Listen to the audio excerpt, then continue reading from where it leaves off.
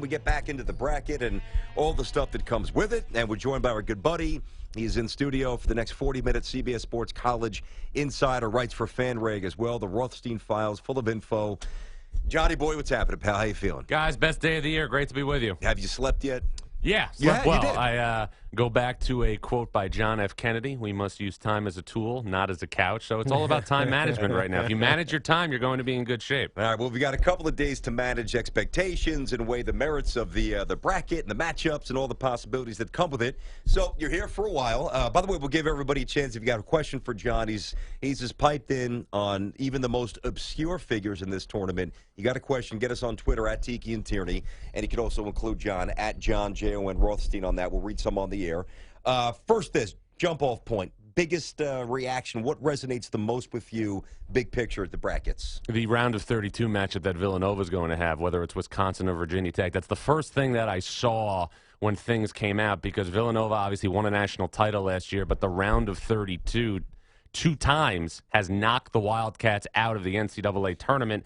And whether it's Wisconsin or Virginia Tech, it's going to be a real battle for Villanova. You know, I talked to Jay Wright last week, and he said teams that could give Villanova trouble are teams that have elite size or elite depth. Wisconsin has elite size with Ethan Happ, and Wisconsin plays the style that Virginia played when Virginia almost beat Villanova, and what Butler played when Butler swept Villanova. That's the Wisconsin side of things. The Virginia Tech side of things is this is a vintage Buzz Williams small ball type team that has beaten Duke, beaten Virginia, won at Michigan, and also beaten Miami and Wake Forest. And again, any way you slice it, Villanova will have a war in the round of 32. Long-term worry about Wisconsin. 8.5 minutes they went after the break against Michigan in the Big Ten Championship without scoring a bucket. Now, they got a couple free throws, but because of Happ, they were able to get a little bit back into it, but they look bad. No, major concerns about Wisconsin. There's major flaws in Wisconsin, but if you're Villanova and your pedigree is obviously what's gotten you to this point, 31-3, you're going against a team, if you see Wisconsin, that has pedigree as well. Wisconsin's three seniors, Bronson Koenig, Nigel Hayes, Vito Brown, have a combined NCAA tournament record of 11-3. That says a lot. They know how to win, and so does Villanova. And listen, I've said this to Tiki a few times, and I don't pretend to, you know, I don't try to make it seem on air that I don't. And you, John, I've known you for a long time, and you know there was a point where I followed every conference, but obviously doing the Big East now and doing football. A lot of NFL stuff. My focus for college hoops is primarily Big East, and I watch the other tournaments and the other conferences really for enjoyment. I say that because I do think that there's a vulnerability with Villanova this year.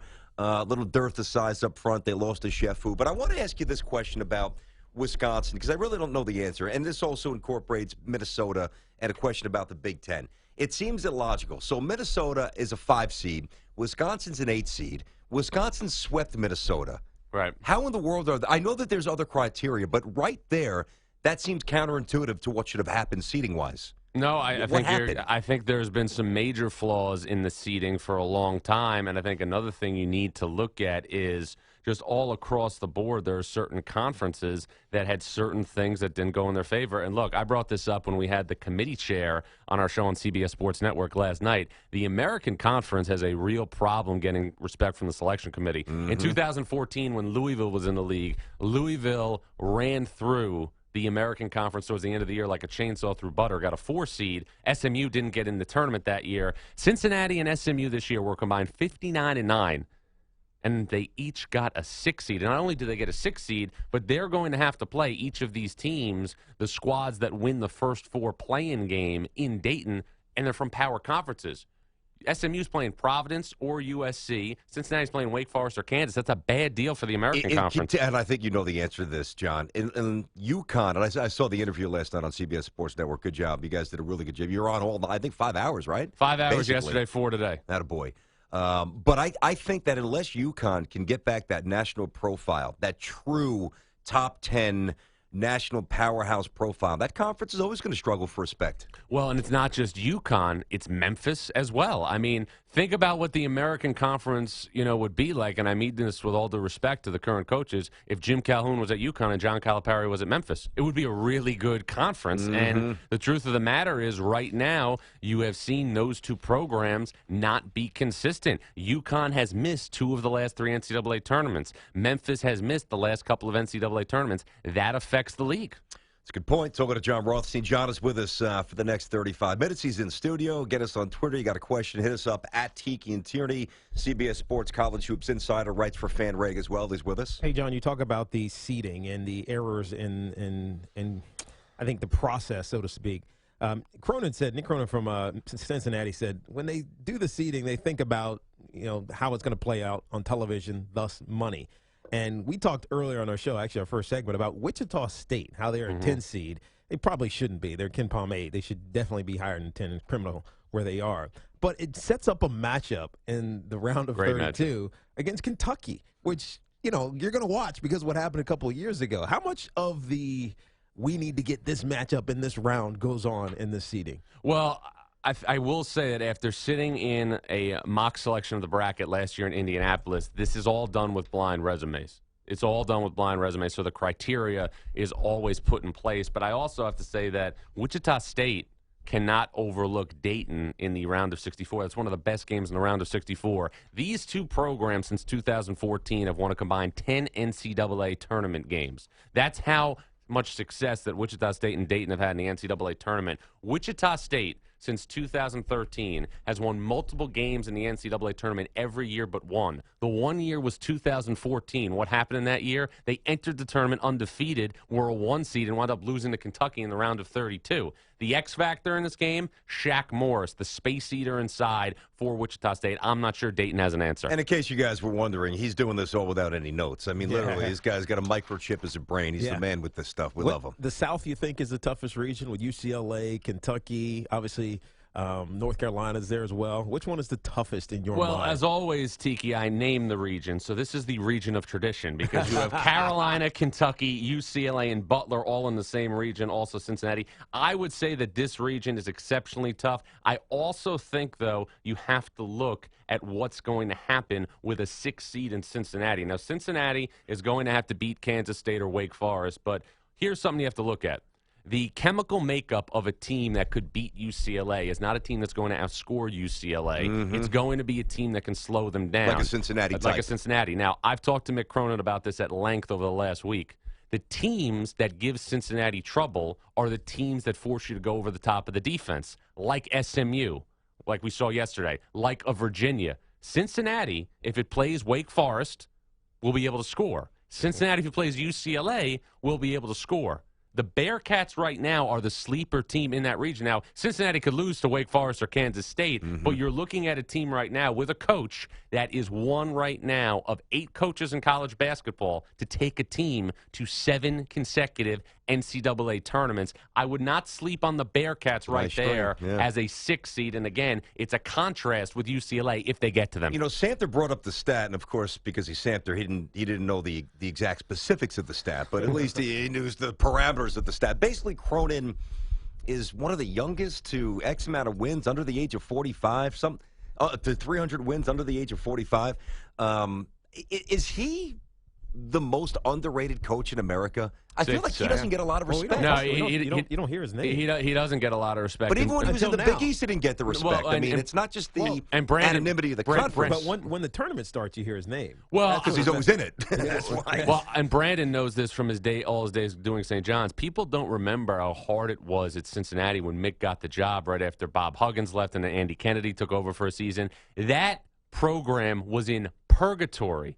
And then all it took was that 5th season that he had, ironically enough, the year after he lost Lance Stevenson, to finally get over the hump and get into the field. I mean, Cincinnati's made the tournament for 7 straight years. Look, you've been doing St. John's for a long time. No, think about that. A long time. But think about 7 straight years there in the tournament. Well, I've done it since 03. I've called one NCAA tournament game. Right. One. Right, but I'm just saying 7 straight years. There's only 8 programs in the country. Like, Kentucky hasn't done that. Yeah.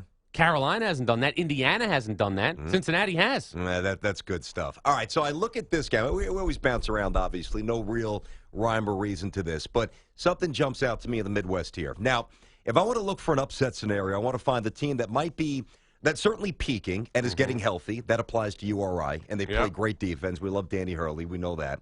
And they're playing a team against Creighton who, I thought when their point guard situation blew up, I actually view them before that injury as a Final Four sleeper. Yep. I think they beat Creighton. I do. And based on what happened with Oregon with the injury, I mean, I see no reason why Rhodey can't win a couple of games here, John. Rhode Island, I have Rhode Island over Creighton. It's great offense over great defense. And again, for people now just following Rhode Island, Hassan Martin, their senior undersized post player, missed games in December with a groin injury. And Jarvis Garrett, their point guard, missed games too in the middle of the A-10 play. So Rhode Island's finally healthy. Oregon, though, is a team that doesn't have what they had, but they still have enough to win games. And this is what I want to tell people. Chris Boucher was somebody who changed the interior defense for Oregon. Oregon averaged 7 blocks a game with him in the lineup. The Ducks only got 3 against Arizona. Arizona shot 58% from the field against Oregon in the Pac-12 tournament title game. But I do want to bring up this.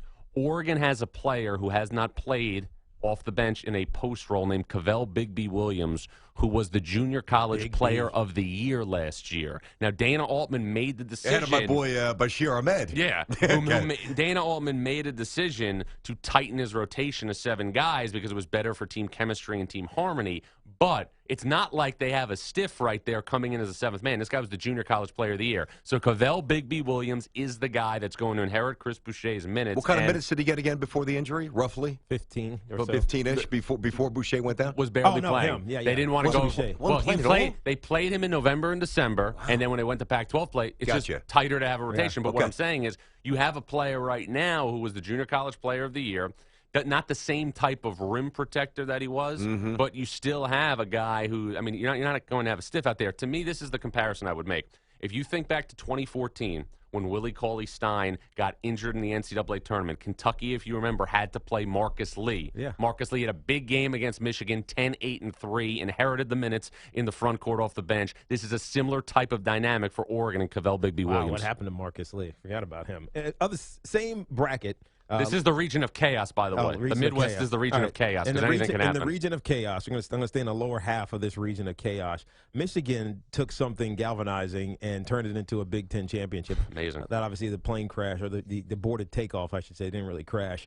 But they carried it, and they talked about it openly, and blessed to be where they are and the opportunity that they were able to take advantage of. How long does that last? Well, Tiki, it's funny you say that because Michigan obviously was the story in college basketball over the past, I'd say 5 days or so, just because of what happened. But Michigan is going to be a trendy pick to do damage in the bracket, but it's not always about seeds. It's not always about momentum. It's about matchups. And I'm going to take Michigan to beat Oklahoma State, but this is not an easy matchup. Now, Brad Underwood and Oklahoma State got off to an 0-6 start in the Big 12 this year, and they decided to make a defensive adjustment. Brad Underwood at Stephen F. Austin was always somebody who wanted to get out in passing lanes and try to deny on defense. They went to more of a pack line approach on defense and forced teams to go over the top. The defensive change worked. It made Oklahoma State a better defensive team. It made them a team that, again, was able to get to the NCAA tournament. I like Michigan because I think Michigan has too much inside with Wilson and Wagner, but Oklahoma State, a formidable foe as a 10 seed. Don't say that Michigan is going to advance and ink in your brackets. All right, he's dropping it. He's got another full segment here. Jon Rothstein, CBS Sports College basketball insider.